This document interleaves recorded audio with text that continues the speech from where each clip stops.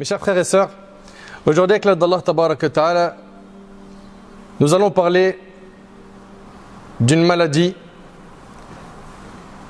spirituelle, une grande maladie du cœur, qui est le fait d'espérer vivre longtemps en oubliant l'au-delà. L'espoir de vivre longtemps en oubliant l'au-delà. C'est une maladie spirituelle, une maladie du cœur. Et malheureusement, nous sommes très nombreux à être touchés par cette maladie. L'espoir est le stimulant de l'être humain. L'homme a besoin d'espoir. Si l'homme perd complètement l'espoir, la vie devient impossible. Vivre sans espoir est impensable. Ceci étant contraire à la nature de l'homme et à son rôle sur terre. Tout être humain ne cesse de formuler des désirs et des espoirs tout au long de sa vie. Mais, et c'est là le point que vous devez retenir, mais il doit se méfier de s'y abandonner, de sorte à oublier la vie éternelle et à espérer l'immortalité en ce bas monde en détestant tout ce qui l'empêche de réaliser ses rêves. L'espoir de vivre longtemps en oubliant l'au-delà est une des grandes maladies du cœur. J'espère que ce point il est bien compris. Tu as espoir de monter des projets sur terre, lancer un business, un commerce, il n'y a pas de problème. La religion ne s'oppose pas à cela. Le problème intervient lorsque tu as espoir de vivre longtemps et que tu oublies l'au-delà. C'est comme si dans ta tête, il n'y avait plus qu'une seule vie, c'est celle-là. Et l'autre, tu lui accordes zéro attention. Allah Tabaraka wa Ta'ala a mis en garde contre cette maladie. Il nous a dit Tabaraka wa Ta'ala dans le Coran, Dharhum ya'kulu wa yatamatta'u wa yulhihimul amal fasawfa ya'lamun. Laisse-les manger, jouir un temps et être distraits par l'espoir, car bientôt ils sauront. Ils sont occupés avec les plaisirs de cette vie d'ici-bas. Ils ont plein de rêves. Ils ont plein de projets sur terre. Mais ils ne se préparent absolument pas à la rencontre avec leur Seigneur Jalla fi'ulah. Et quand la mort les surprendra, ils sauront les conséquences désastreuses de leur oubli d'Allah, exalté soit-il, et verront la rétribution de leurs œuvres. Mes chers frères, mes chères sœurs, le fait d'avoir de longs espoirs, de grands espoirs de vivre longtemps en oubliant l'au-delà, sachez que c'est une ruse parmi les ruses du diable. Le diable fait tout pour te faire oublier l'autre vie et que tu mises tout sur cette vie, sur l'argent, la notoriété. Faut que tu perds sur les réseaux sociaux. Faut que tu aies beaucoup d'argent parce que quand tu as beaucoup d'argent, tu deviens libre. Et l'islam n'est pas contre le fait que tu t'enrichisses. Sulayman, c'est un prophète. Il a eu un royaume que personne n'a eu.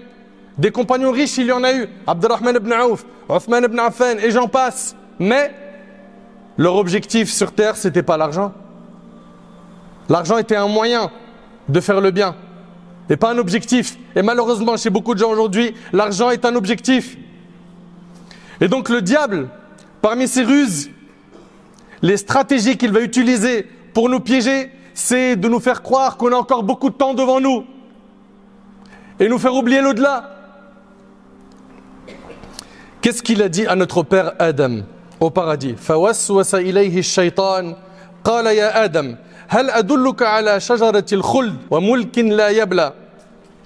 Satan lui insuffla: ô Adam, veux-tu que je te montre l'arbre de l'immortalité qui t'offrira un royaume impérissable? Dans un autre verset, وَقَالَ مَا نَهَاكُمَا رَبُّكُمْ عَنْ هَذِهِ الشَّجَرَةِ إِلَّا أَن تَكُونَ مَلَكَيْنِ أَوْ تَكُونَ مِنَ الْخَالِدِينَ وَقَاسَمَهُمَا إِنِّي لَكُمَا لَمِنَ النَّاصِحِينَ فَدَلَّهُمَا بِغُرُورٍ. Puis Satan, afin de leur dévoiler leur nudité qui leur était cachée, leur insuffla: votre Seigneur ne vous a interdit, à qui? À Adam et Ève au paradis. Votre Seigneur ne vous a interdit cet arbre que pour vous empêcher de devenir des anges et d'être immortels,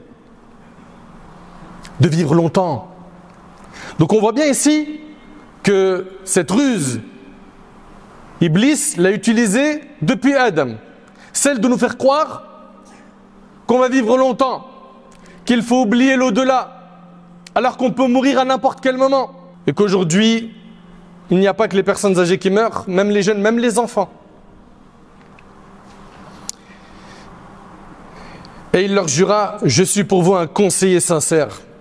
Et combien de personnes le diable les a induits en erreur en leur donnant des faux espoirs. Allah Ta'ala il dit Innal ladhina irtaddu ala adbarihim min ba'di ma tabayyana lahum al-huda ash-shaytanu sawwala lahum wa amla lahum. Ceux qui sont revenus sur leurs pas, ils ont renié leur foi. Après que la guidée leur est clairement apparue, Satan les a séduits et abusés par de fausses espérances. Comprenez donc que ces faux espoirs, ils viennent du diable. Allah Ta'ala dit Ya'iduhum wa yumannihim wa ma ya'iduhum ash-shaytanu illa ghurura.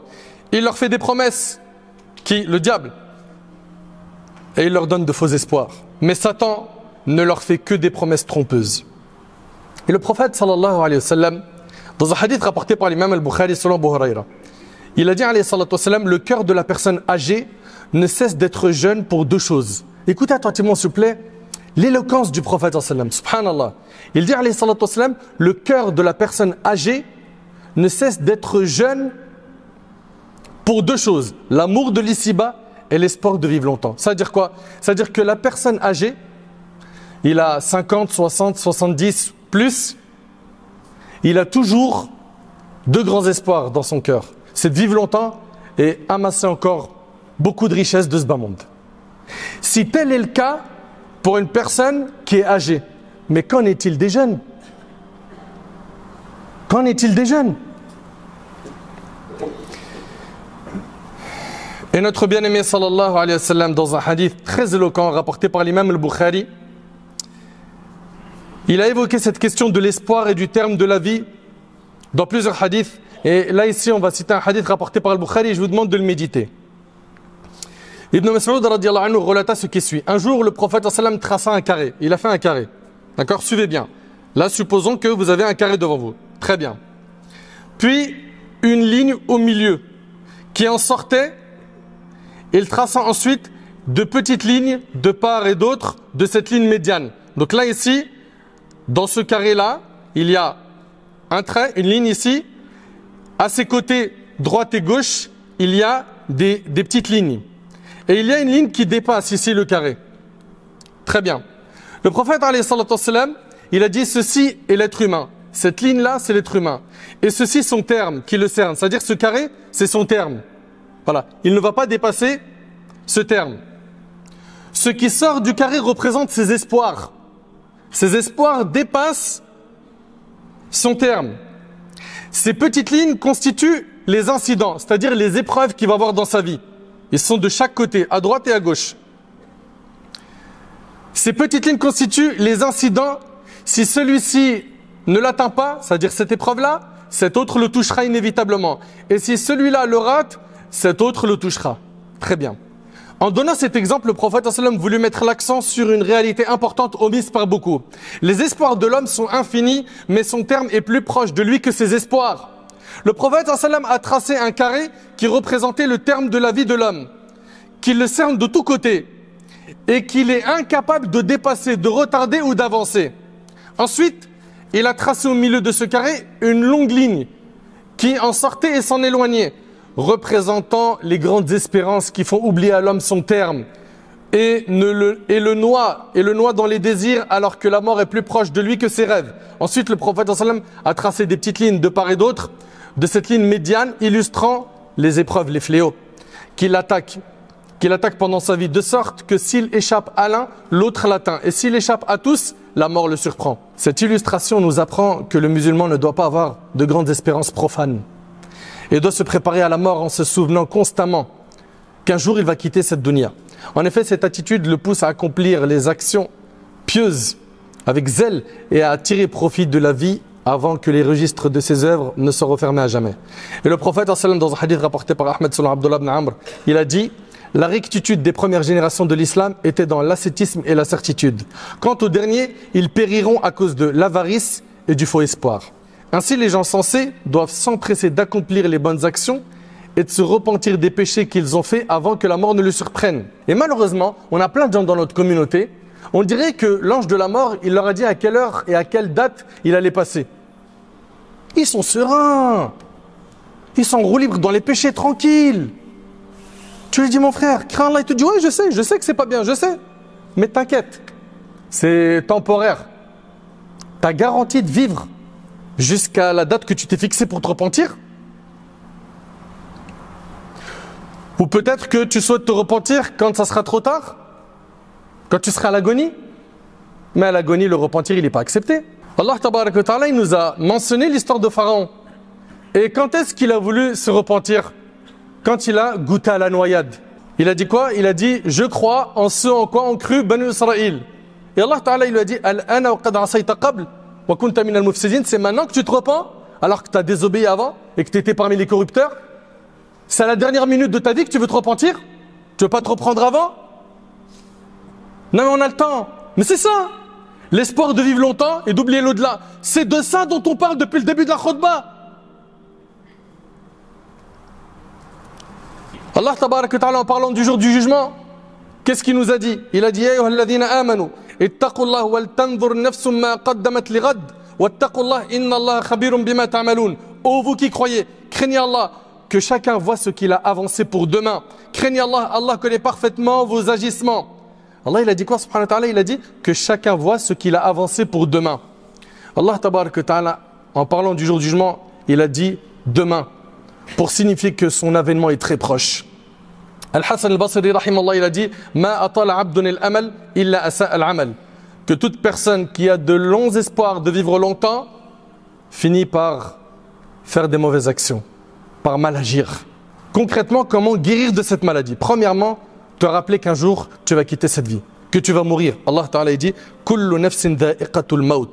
Toute âme goûtera à la mort.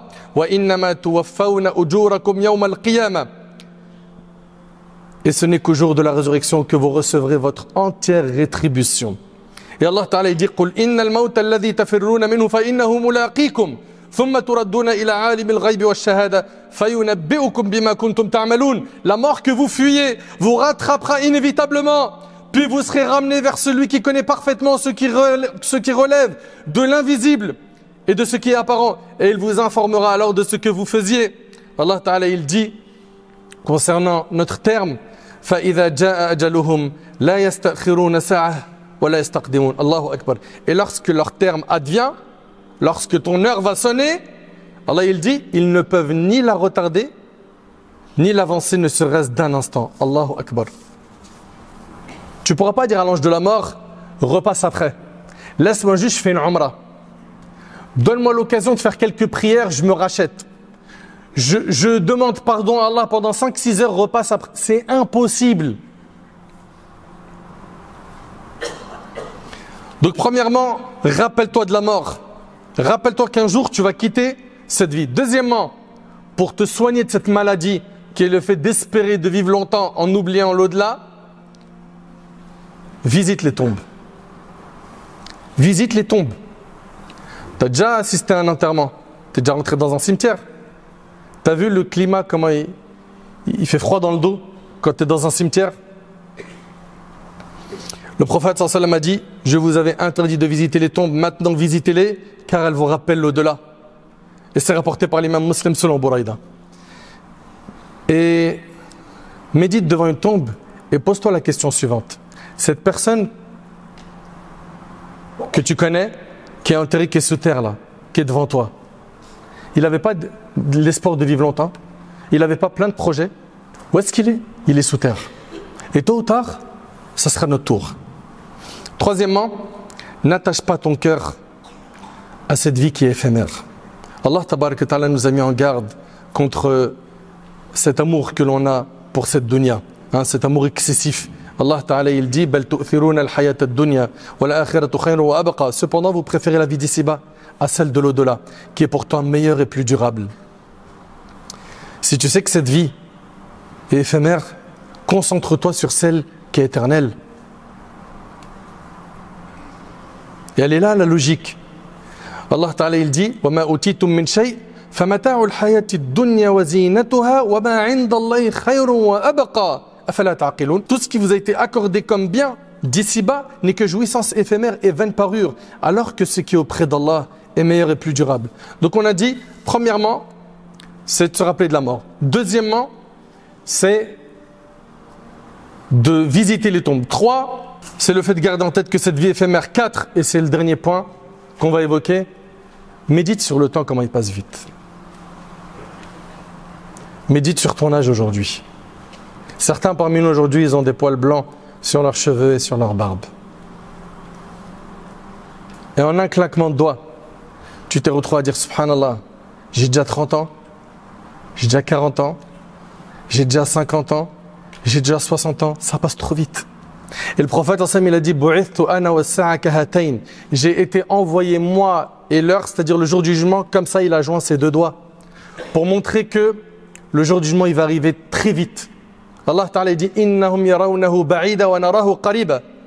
Il voit le châtiment du jour du jugement loin, et Allah dit nous le voyons proche. Allah Ta'ala dit iqtarabat as-sa'a wa inshaqa al-qamar. L'heure est proche et la lune s'est fendue. Le prophète dans le hadith rapporté par Al-Bukhari, il a dit il y a deux bienfaits qui ne sont pas appréciés à leur juste valeur, as-sihha wal faragh, la santé et le temps libre. Al-Hassan al-Basri il a dit ô fils d'Adam, tu n'es qu'un ensemble de jours. Chaque jour qui s'en va, c'est une partie de toi qui part avec. Pense autant à quel point il passe très rapidement. Et il nous est demandé d'être dans ce monde comme un étranger ou un voyageur. Et le prophète a dit, profite de 5 choses avant 5 choses, de ta jeunesse avant ta vieillesse. Tant que tu es jeune, fais des bonnes actions. Fais le nécessaire pour augmenter ta foi, pour devenir un pieux, pour suivre comme il le faut la sunna du prophète. De ta jeunesse avant ta vieillesse, de ta santé avant ta maladie, de ta richesse avant ta pauvreté, de ton temps libre avant ton occupation et de ta vie avant ta mort, et c'est rapporté par l'imam al-Hakim. Mes chers frères, mes chères sœurs, pour terminer, soyons des acteurs dans cette Ummah et faisons le nécessaire pour apporter notre pierre à l'édifice en étant une plus-value dans la Ummah. Nos parents, qu'Allah les préserve, quand ils sont venus en France il y a quelques années, en France ici il n'y avait pas de mosquée. Tu regardes dans le rétroviseur, il y a une 50aine d'années, il n'y avait quasiment pas de mosquée. Qu'est-ce qu'ils ont fait? Ils se sont débrouillés pour se réunir. C'était des ouvriers, etc. Voilà. Ils faisaient des boulots très difficiles pour trouver un endroit pour prier Salat al-Jumu'ah. Et par la grâce d'Allah Tabaraka wa Ta'ala, ils ont travaillé, fait des efforts. Pourquoi? Pour que des mosquées voient le jour. Et aujourd'hui, on récolte le fruit de leur travail par la grâce d'Allah. Maintenant, la question que j'ai à me poser et que je vous pose, nos enfants, nos petits-enfants, qu'est-ce qu'on va leur laisser? Nos parents, avec des faibles moyens, parfois ils n'avaient pas la langue française, ils ont réussi à faire ce qu'on a aujourd'hui comme khir, comme bien. Nous, notre génération, nous on est des jeunes, on est nés en France, diplômés d'ici, il y a des cadres, des ingénieurs, des gens très intelligents. Qu'est-ce qu'on a fait exactement pour les futures générations? On a perdu notre temps. On appelle au haram, au péché. Si on en arrive aujourd'hui à malheureusement voir beaucoup de façades, beaucoup de corruption, c'est parce que je le dis, je le répète. Il y en a beaucoup dans notre communauté qui pensent qu'ils ont encore beaucoup de temps devant eux. Ils ont espoir de vivre longtemps et ils ont oublié la rencontre avec Allah Tabaraka wa Ta'ala. Faisons donc le nécessaire pour corriger le tir pendant qu'il a encore temps. Pourquoi? Parce que l'ange de la mort, quand il va venir prendre ton âme, c'est terminé. Une fois que tu es dans ta tombe, tu ne peux plus rien rajouter. Donc prends-toi en main sérieusement et deviens même un acteur. Je ne veux pas simplement que tu t'occupes de ta personne. Et l'état d'esprit du prophète, ce ham qu'avait le prophète, de penser à la Ummah, de penser aux gens qui l'entourent, de penser à la société dans laquelle il est, de faire le nécessaire pour être des acteurs de paix, pour être des plus-values là où on se trouve, pour être béni là où on est. Et retiens toujours l'exemple que je t'ai donné. Il y a quelques années, vous vous rappelez, pour certains, on priait dans des foyers sur la côte, dans des caves, il n'y avait quasiment pas de mosquée. Par la grâce d'Allah Tabaraka wa Ta'ala, aujourd'hui il y a ce travail fabuleux qui a été réalisé par nos aînés, par nos parents. Soyons donc nous aussi des acteurs à notre tour. Faisons donc le nécessaire pour que les futures générations trouvent un confort spirituel après notre mort. Enfin, j'implore Allah tabarak wa ta'ala de nous réveiller de notre insouciance. J'implore Allah subhanahu wa ta'ala de nous pardonner nos manquements. J'implore Allah tabarak wa ta'ala de nous guider sur le droit chemin. J'implore Allah subhanahu wa ta'ala de nous accorder une bonne compréhension de sa religion, de nous rendre clairvoyants. J'implore Allah tabarak wa ta'ala de faire de nous des êtres bénis là où on est. Qu'Allah tabarak wa ta'ala améliore notre situation. Qu'Allah subhanahu wa ta'ala nous accorde une bonne fin.